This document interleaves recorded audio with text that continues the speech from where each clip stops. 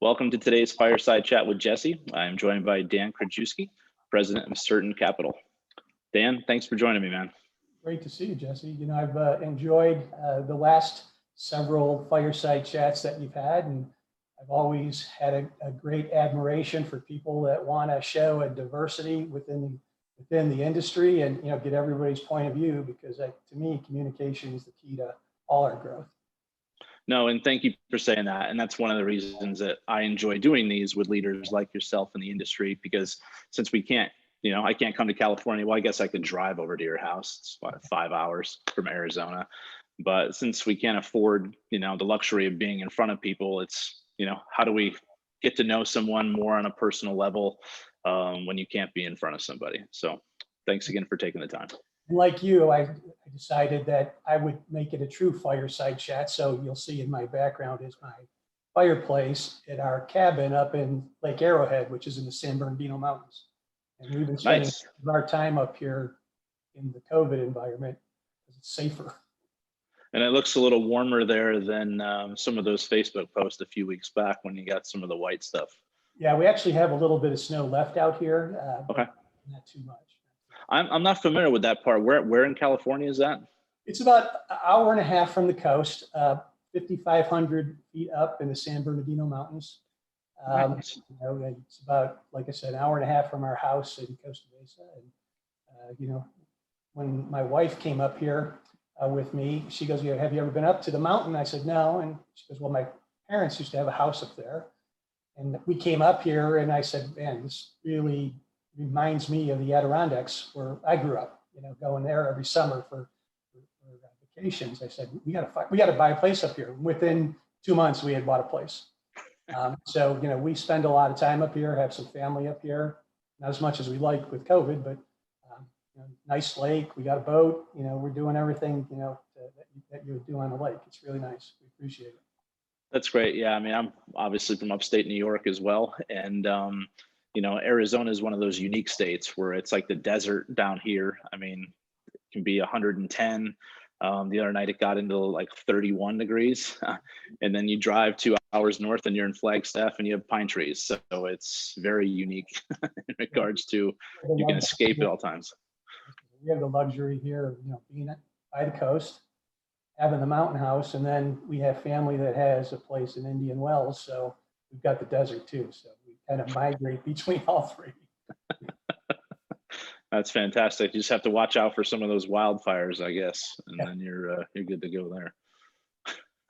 So, Dan, if you don't mind, just tell people a little bit about yourself, your career in equipment finance, if you don't mind. Sure. Yeah, it's hard to believe, and it's even harder to say. I've been in this industry for over 40 years now, and started out in banking in Western New York, and I've been in the equipment finance business now for almost 30 years. Started out with GE Capital, went to CIT, went to a number of different independents, and then had the opportunity to come out to California to work at the Bank of California. That's what got me out here. And then 4 years ago, was lucky enough to join Sertant Capital as the first employee. I've been actively involved in ELFA. I currently sit on the board, on the executive committee, and just was named treasurer of the organization as well. As you know, very broad and diverse organization and the preeminent trade association for our industry. No, congratulations on that. And I remember when you started up Sertant Capital 4 years ago. What was that like? Kind of being employee number one as opposed to being a part of other organizations in the past? Well, when you have a startup, there's pros and the cons of a startup. The pros are, you got a clean slate. You can think about anything outside the box, in the box, get the people that you want to work with you, draw up an operating plan and try to integrate it. And I think that's been one of the real challenges that we've had in terms of making sure that we stick to the plan and being able to do what we want to do in an environment that's ever changing. And certainly on the con side, it's a startup. So, there's a lot of things that go along with that. And I think the biggest thing was name recognition. Because certainly people that I brought on and myself had the name recognition, but it was Sertant Capital. And I would explain it like this. I would say, we're a bunch of extremely experienced people in the industry. We just happen to have a new wrapper. So don't look at the wrapper, look at the people, look at the team that we've put together. And, it caught on pretty well. And, we've had some pretty good luck over the first 4 years. As we go, we've learned a lot. Certainly putting together a startup, we've made some right decisions. We've made some bad decisions. It happens. It happens. Definitely. Yeah, I think, some of the things that I learned was that, you can have a plan, but you have to be adaptable. And one of the things I really did learn is when you do think you made a mistake, cut it off at the knees quickly.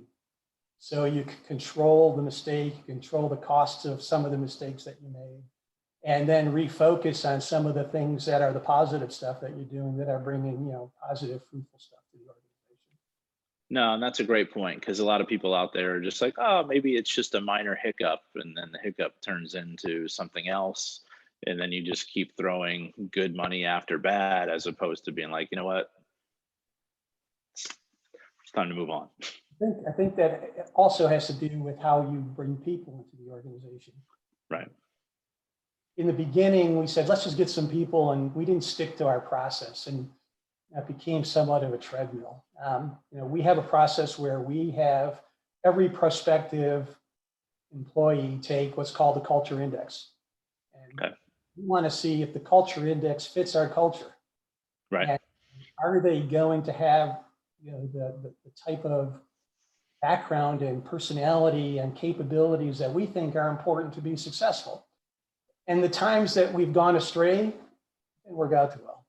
And the times that we've kind of stayed true to it, those are the people that have stayed with us and have been successful. So, if you've got a process like that in your human resources and your hiring practices, I would say stick with it. That's one of the biggest things that I've learned. No, and that's a great point. I was unaware that you guys did that. I know that the organization that comes to mind that definitely has a personality profile test before you can even apply. And I want to say it's maybe even a couple hundred questions is Great America out of Cedar Rapids. They do something very similar. And that's kind of one of those unique things, because it's like, okay, would I pass? Probably not. but anyhow. What it really is, it comes down to making, it has two parts. It kind of tells you who you are. And that's good, bad, or indifferent. But the biggest part is, how do you adapt? Can you adapt to an environment and be something that may not be exactly who you are, but you can adapt to the changing environment of a business condition or an industry condition? And how does that take place? And how do you migrate towards being able to do that versus staying extremely in your lane and not having the diversity that you need? No, and I was happy when you brought on Mike Prescott. He was one of the first people I ever met from Bank of the West in 2005 when I got in the industry. So, yeah. So regarding Sertant, obviously you guys have the industry experience. What's your typical credit box? Are you a generalist? Any particular segments you guys focus on? We're a generalist, and there's two sectors to our business. There's the large structured side, okay, which is kind of our bread and butter. And we also have an app-only side, because we want to be able to, service a vendor-dealer relationship, service a smaller company, or service a big company that has a small need. So we do have an app-only product. But the larger portion of our business is the big structured deals that are somewhat of a story. We're not going to compete based on pure rate. There's a lot of lenders that do that. So we go in and we actually have more of a consultative sell. We want to listen more than we talk. And we want to hear what the companies and the customers and the prospects' needs are. And a lot of those times they're kind of out of the box. It's a difficult collateral. It's a difficult industry. It's a structure that's needed. It's a documentation issue that they may have. And we try to find solutions. And that's kind of the best thing that we do. We bring solutions to somewhat out of the box types of transactions. we do everyday bread and butter type stuff with good credit. Certainly, from a profit side, they don't make as much profit as the story credit, but we do have a broad array of capabilities, but we like to focus on those where we can really make a difference. And how has your growth been over the last 4 years? Did you guys run into any hiccups last year? Yeah, we ran into hiccups not from a growth perspective, but from a pull-through perspective. Last year, we had the largest amount of opportunity base that we've ever had in our history of short history of 4 years. And we did have a nice 5% growth year over year, but we should have had a couple 100% growth. And it was primarily because there were some industries that weren't in vogue. There was the whole COVID thing. There was, our syndication partners pulling back, taking longer to make decisions or not making decisions at all.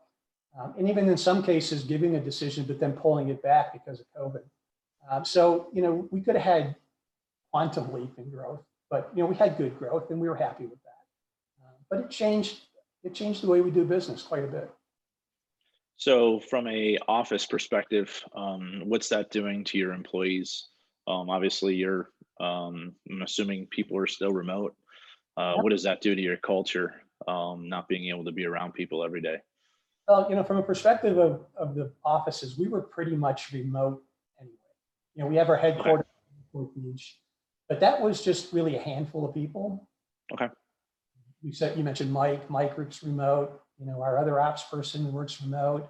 All of our salespeople are remote. Most of the people that we actually had in the office still work in Southern California, but they're working remote. And what we learned from it is in the environment that we have, where it's more consultative outreach, direct end user, big ticket deals, we didn't need that office environment like you might in a more operationally driven factory type small ticket environment.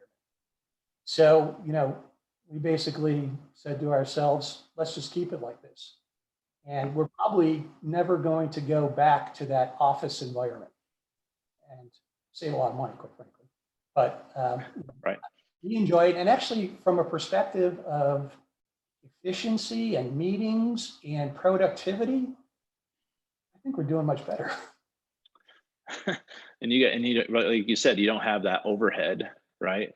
You always kind of wonder, it's like those shops that everything just kind of flows through. This is the channel, apps, credit, docs. Like, you guys don't have to worry about this disruption of what's been going on. You guys have already been figuring that out. We're pretty technology savvy to begin with in terms of operationally set up. And, certainly we've expanded those capabilities with our technology. Right. We use Zoom all the time.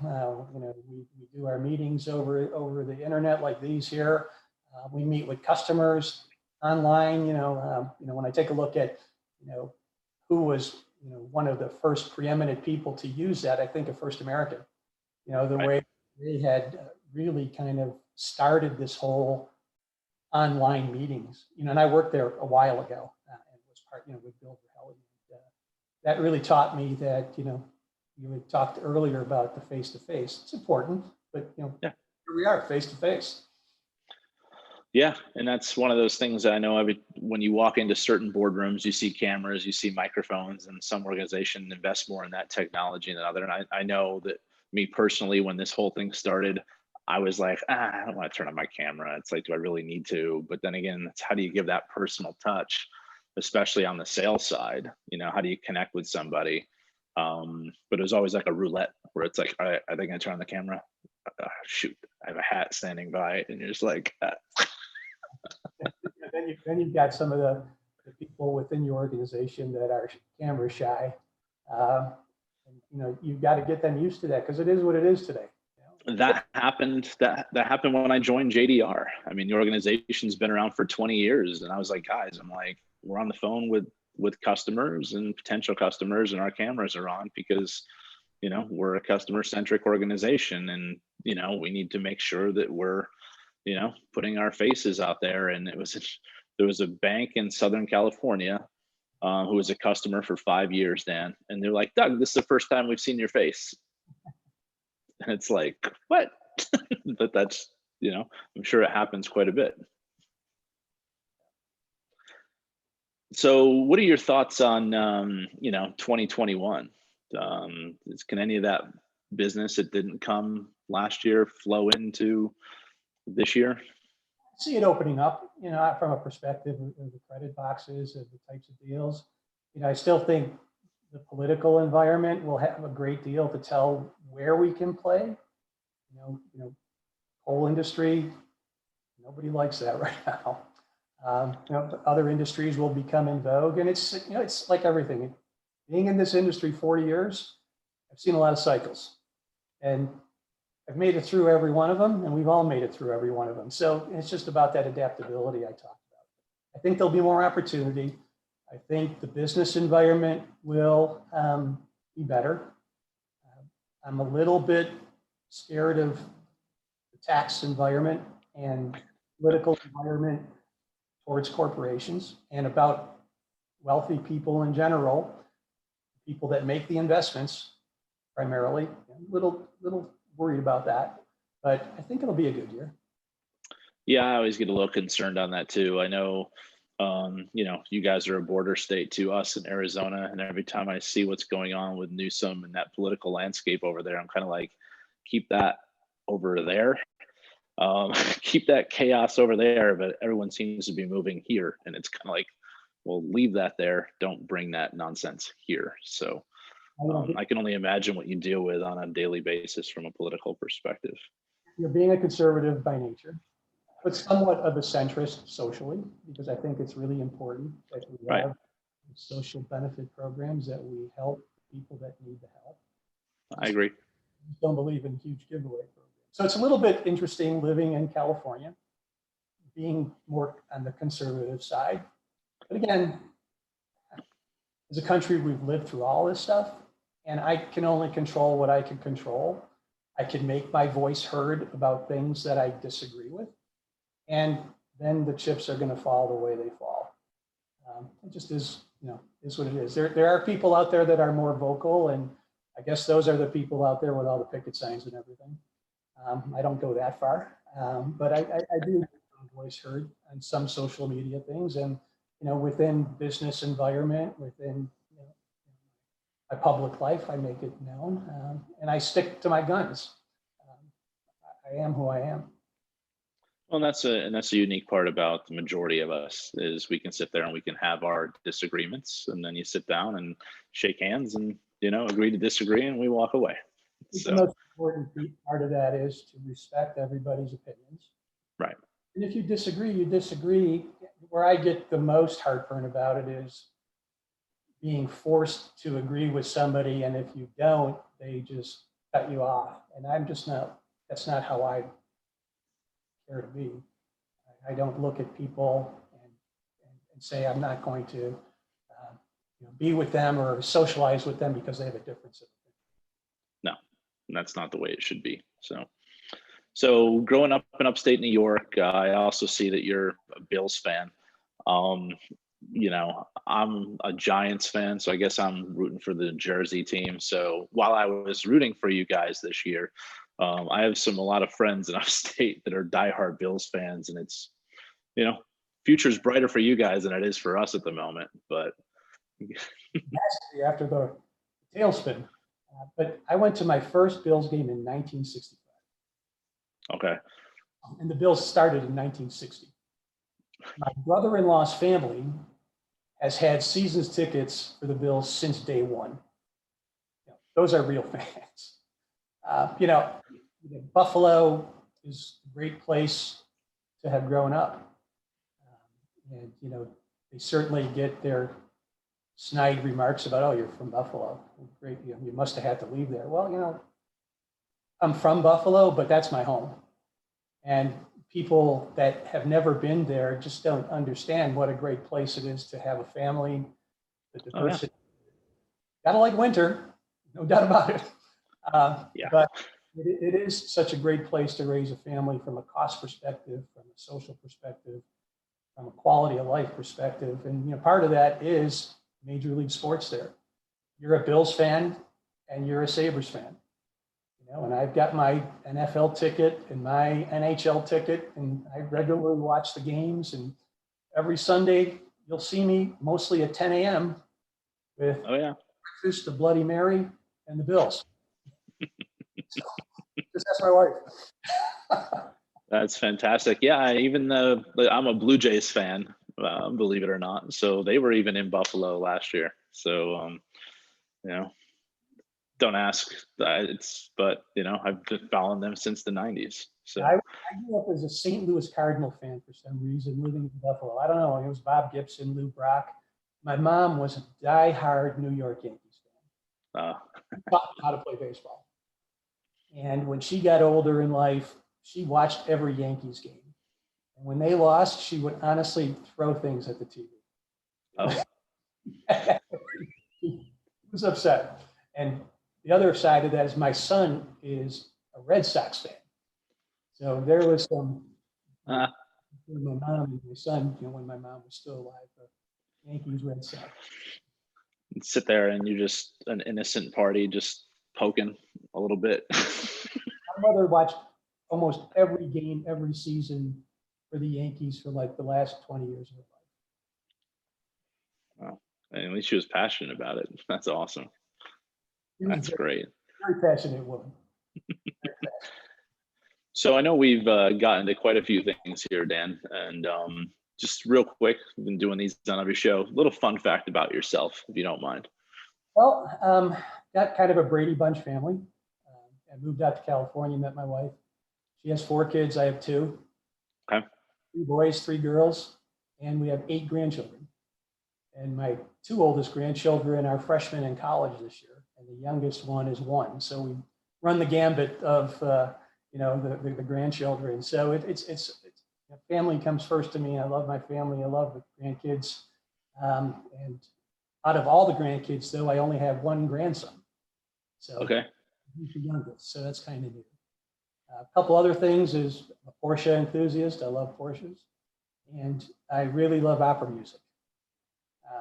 As a young person, I was involved in music. My father played 8 different instruments, and I learned to appreciate music. And throughout my life, I've really had a keen understanding and like for opera music, Andrea Bocelli type music. Nice. I probably like that more than any other music. It is peaceful. I'm not gonna lie. I like to listen to it, but there's some of it where it's like, okay, that's a little intense. I don't know if I like the whole dressing up and going to an opera, but I like the music. Yeah, I haven't done that much, so it's more about the classics, like, Pavarotti, when he sings Nessun Dorma. Yeah.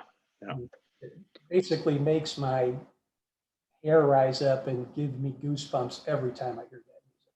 So kind of really neat. And then, did you ever take your Porsche to Watkins Glen? No, but when I didn't have one until I lived in Florida. I did take it to Daytona and took it to the Daytona 500. When I bought my Porsche down in Florida, the dealership gave you a driving lesson at Daytona 500. What a selling tool that must be. Yeah, pretty neat. That is awesome. So I guess I'm sorry, I got it go up ahead, Dan. 40 miles an hour. How much? 140 miles an hour. That was nice. Now, did you have to sign like a waiver? Like if for some reason you sideswipe a wall or something else, like you don't get to return it? Yeah, well, they put you in their cars.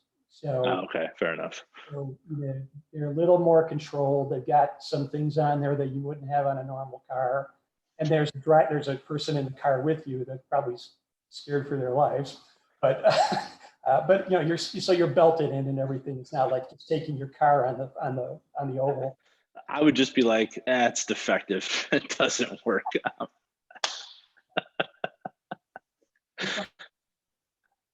That's great. So I guess in closing here, Dan, why Sertant?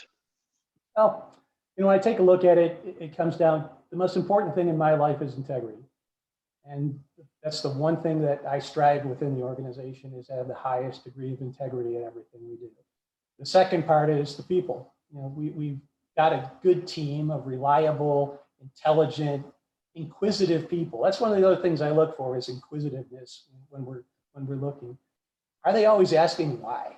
Why? You know, what do I have to do? And why do you want it that way? How can I bring a solution?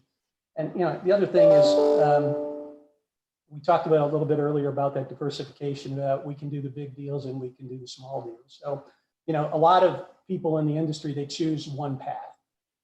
We've chosen to do a little bit different, and we have a dual path. So I think dealing with Sertant, you'll get high degree of integrity, you'll get great people, you'll get a consultative sale, you'll get good input, and hopefully you'll get the right answer that really helps what you really need to get done. Well, excellent. Well, thank you for that. And thank you again for your time. And, you know, looking forward to getting this out there and sharing your and Sertant story with the industry, Dan. Really, thank you.